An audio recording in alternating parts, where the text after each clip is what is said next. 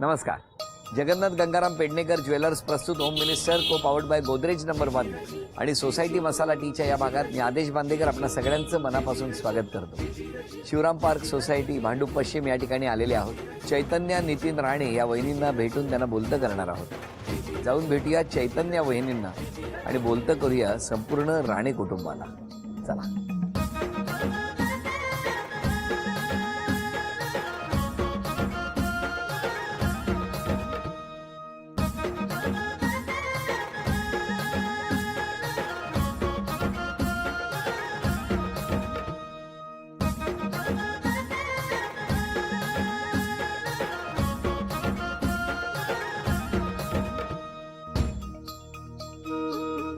नमस्कार.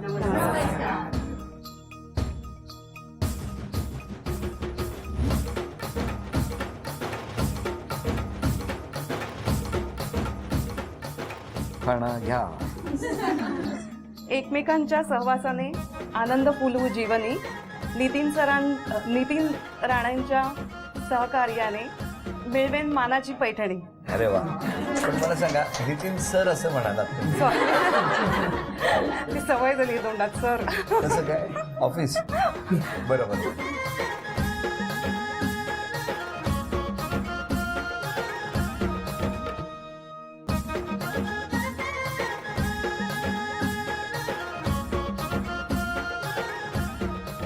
त्या ओळख करून सगळ्यांची. ह्या माझ्या सासूबाई. नमस्कार. ती माझी आई. नमस्कार. ती माझी नणंद. नमस्कार. नंदेची मुलगी. हो. आणि ह्या सगळ्या माझ्या शेजारच्या मैत्रिणी. नमस्कार. ही माझ्या मोठ्या भावाची मीन्स माझी वहिनी. नमस्कार. माझ्या मिसेस. चला. आणि तो माझा मुलगा. अरे वा. लास्ट. सगळ्यांची ओळख झाली. आता सुरुवात करूया आजच्या गप्पांना. नमस्कार. नमस्कार. नमस्कार. तुमचं बालपण कुठलं? आमचं भांडूपचं. आई बाबा काय करायचे? आई हाऊसवाईफ होती आणि वडील पोस्टामध्ये होते काम. तुमचे आई बाबा काय करायचे? माझं बालपण पण भांडूपमध्येच, गणेशनगरला. गणेशनगर. हो. वा वा वा वा. Very good. चांगलं आहे नगर. माझी आई इन्कम टॅक्स सर्व्हिसमध्ये सुपरवायझर होती. वडील BARC मध्ये. कसं गेलं बालपण? छान अगदी. एका शाळेत तुम्ही दोघे? नाही, मग मी नवजन स्कूलला. अच्छा. पण गणेशनगर एकच होतं? गणेशनगर एकच होतं, पण 3 चाळी सोडून ते राहत होते. मग राहू द्या ना.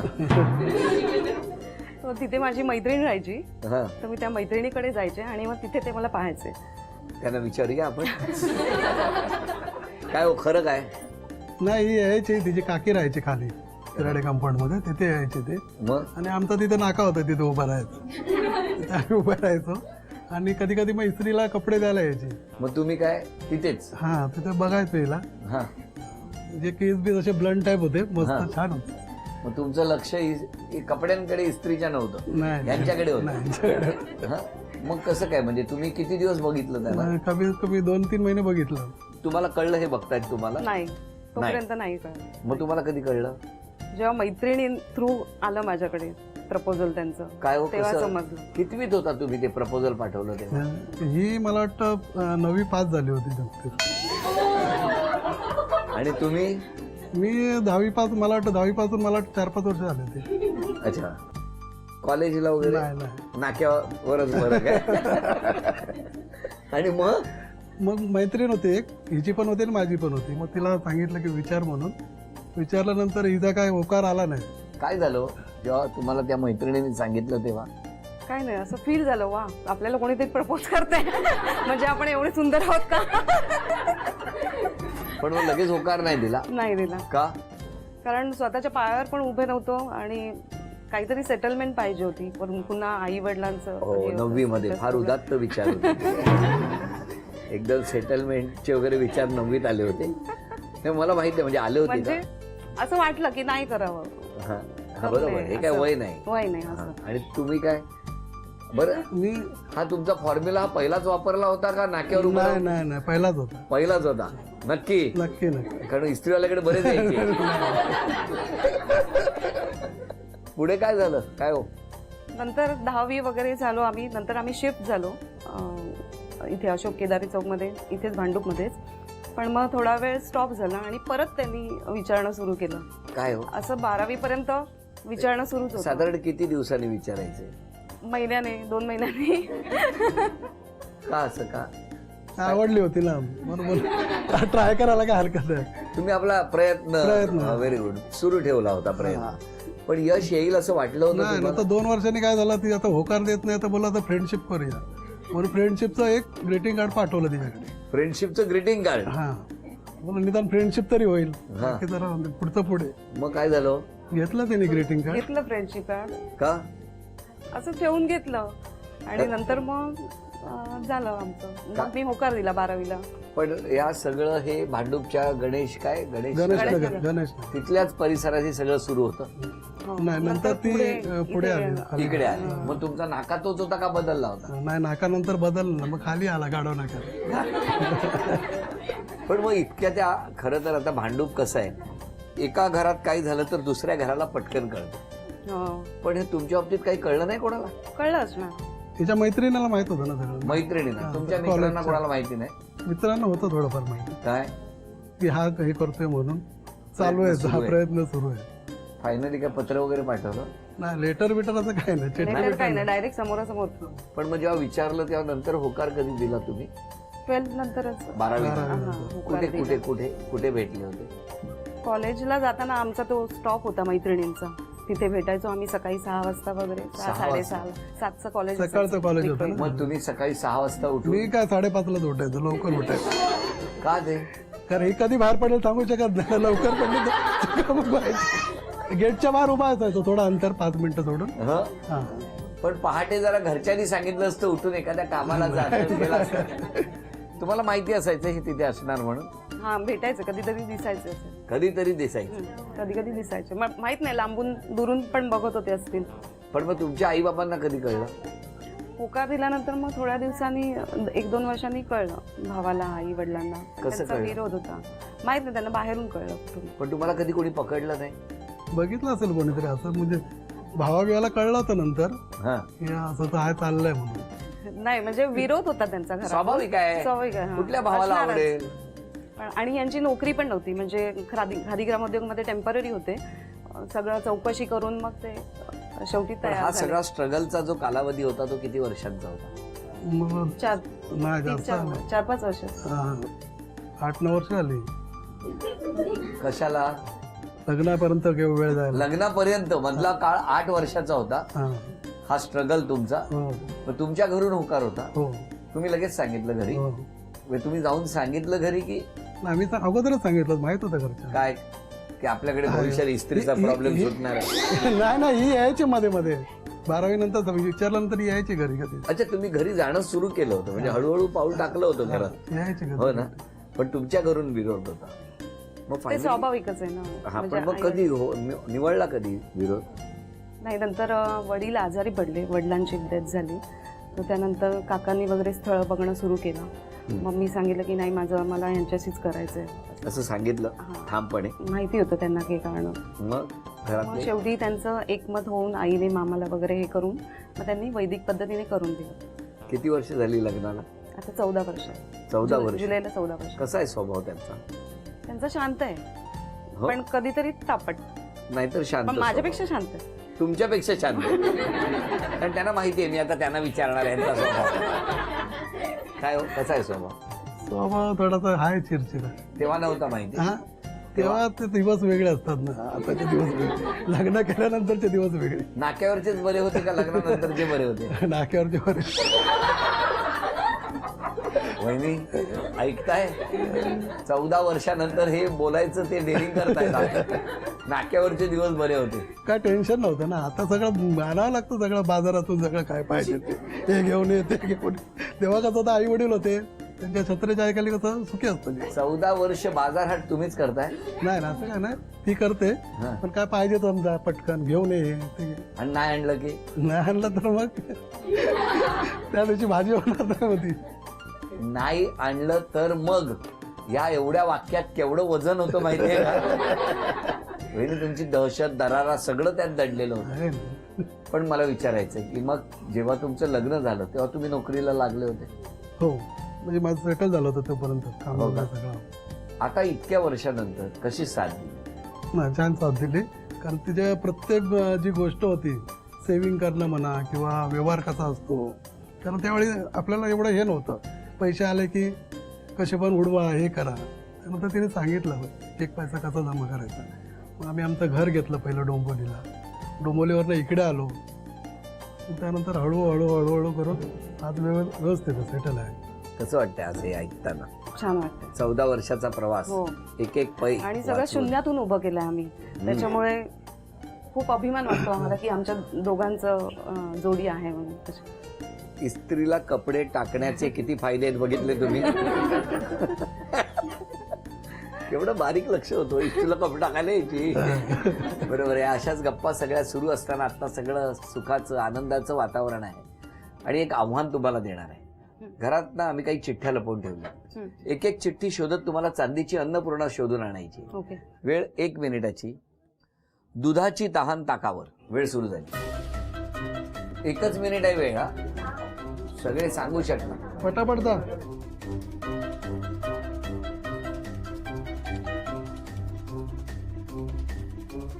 लवकर सांगा त्यांना. 20 होत आले. बंदुकीची चावी. ते समोर आहे बा आपल्या वॉशिंग मशीनच्या वरती. 30 सेकंद झाली. पाळीव मासे. 40. टँक. हे कोणी द्यायचं नाही. लवकर बाजूला बाजूला बाजूला. 50. 10. 9. 8. का? 7. कामधेनू. 6. 5. 4. 3. 2. 1. वेळ.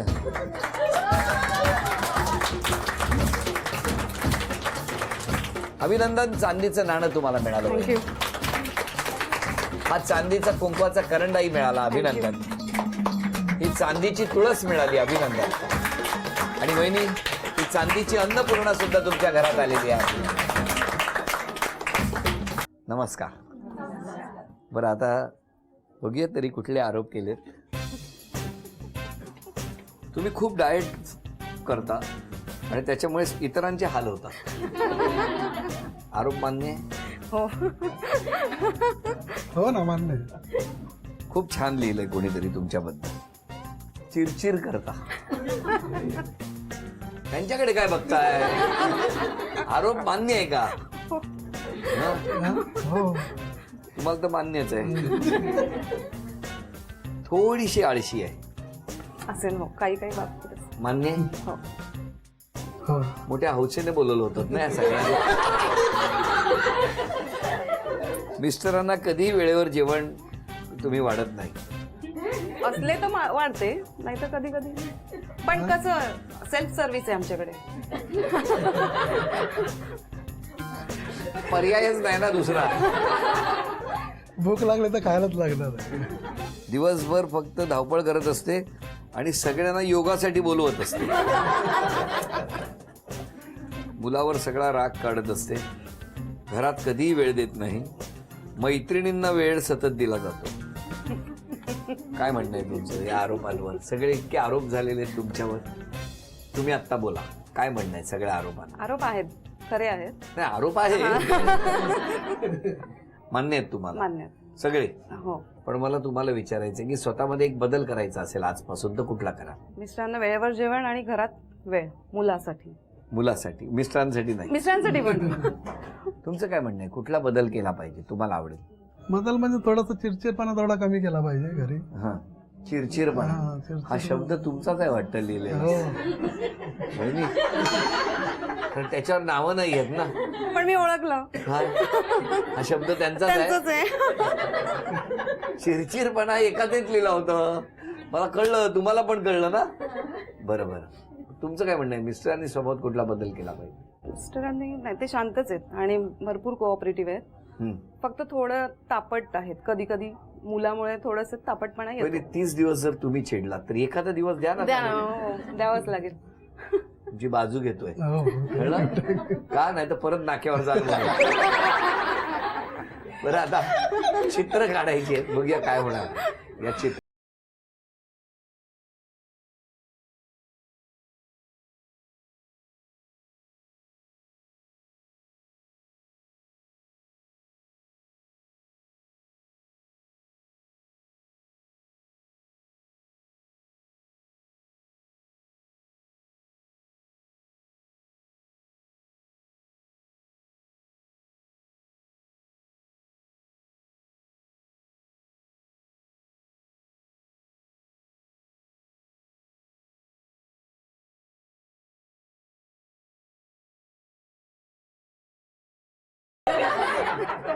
वहिनी अभिनंदन, हे पहिलं बक्षीस मिळालं तुम्हाला. अभिनंदन.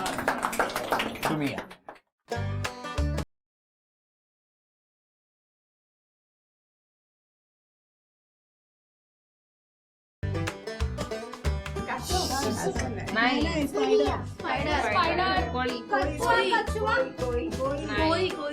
वहिनी जरा लक्ष द्या, घरात साफसफाई ठेवा. वहिनी बघा, तुम्ही येत जा ना महिन्या म्हणजे काल मी येणार म्हणून या घरातले सगळे कोळी बाहेर गेलेले आहेत, होय ना? हो तर दर महिन्याला मला यायला लागणार आहे. फेरी मारा. चला, हे बक्षीस तुम्ही द्या मला. पण मला तुम्हाला विचारायचंय, खरंच बरं. आम्ही जेव्हा येणार हे कळतं, त्याच्यानंतर घरात काही साफसफाई अहो, झाला ना तो फ्रीज 6 महिने पडला आता. 6 महिने नाही. मी रात्री उशिरा आलो तर बघतो ते काय चाललं आहे मला. 14 वर्षात आज खूप बोललाय. आम्ही गेल्यावर साफसफाई होणार आहे.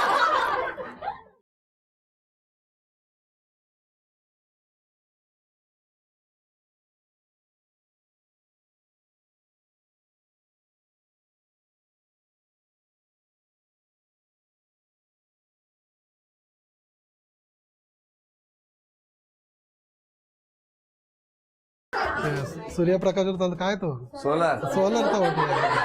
सोलर व्हीलर काढते का शिवारून. वहिनी अभिनंदन या टपाल पेटीसाठी. अभिनंदन.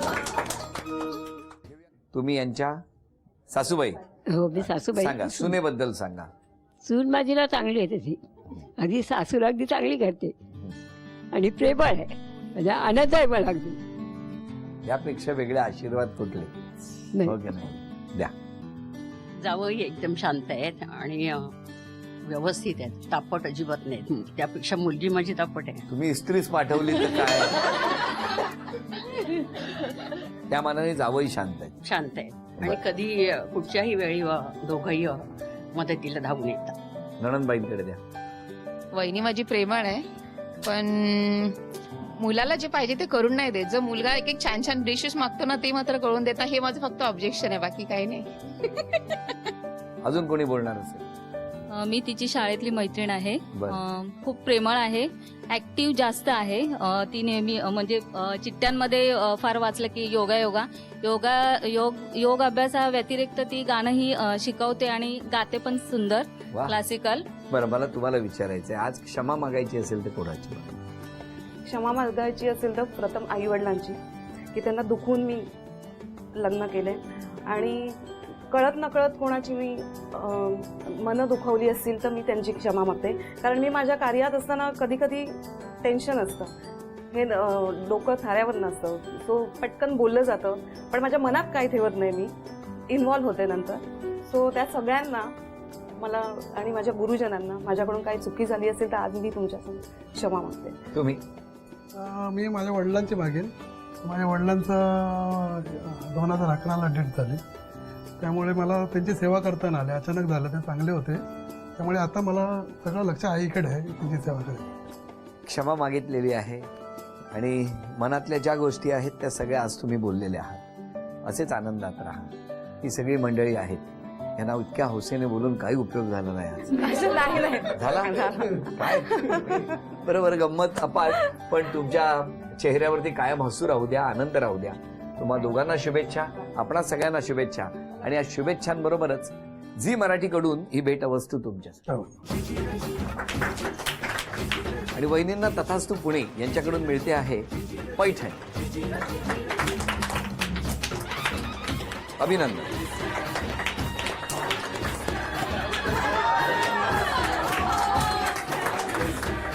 आजचा भाग इथेच संपतो आहे. पुन्हा भेटूया अशीच एक पैठणी घेऊन होम मिनिस्टरच्या पुढच्या भागात. नमस्कार.